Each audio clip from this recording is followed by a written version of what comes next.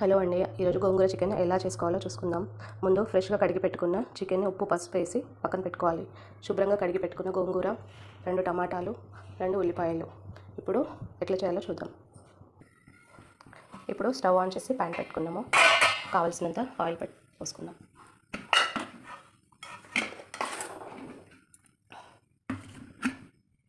గోంగూర chicken కదా, దీనికి కొంచెం ఆయిల్ ఎక్కువ ఉంటేనే బాగుంటుంది.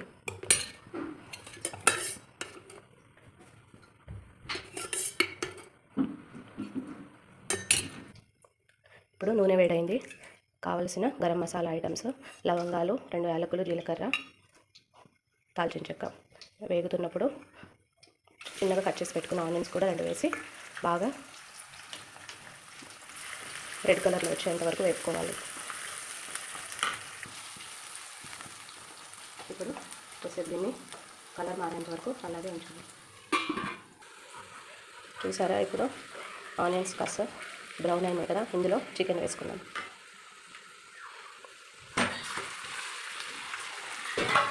చికెన్ కొంచెము అల్లం వెల్లిపాయ పేస్ట్ వేసి కలుపుకొని ఇందులో నుంచి నీళ్ళు ఊరుతాయి. ఆ నీళ్ళన్నీ మళ్ళీ ఇంకిపోయేంత వరకు మంచిగా ఫ్రై చేసుకోవాలి.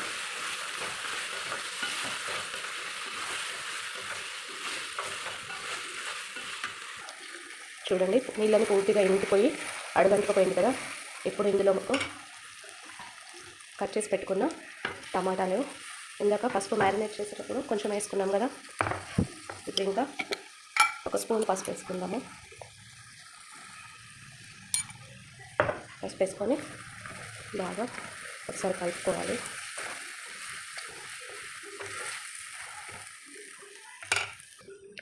ఇప్పుడు కారం మనకు ఎంత కావాలో, మనం ఇంట్లో స్పైసీ ఎంత తింటామో దాన్ని చూసేసుకోవాలి.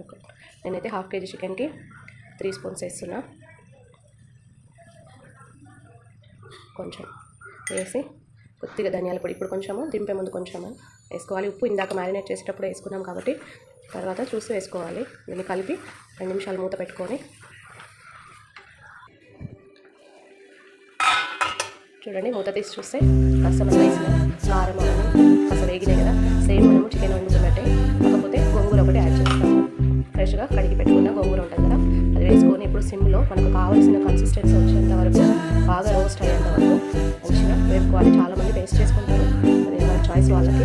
గోంగూర అంతా మంచిగా ఫ్రై అయిపోయి చికెన్ ఉడికేంత వరకు సిమ్లో పెట్టుకొని మంచిగా కుక్ చేసుకోవాలి. చూసారా, గోంగూరలో ఉన్న నీళ్ళు కూడా మొత్తం ఉంది.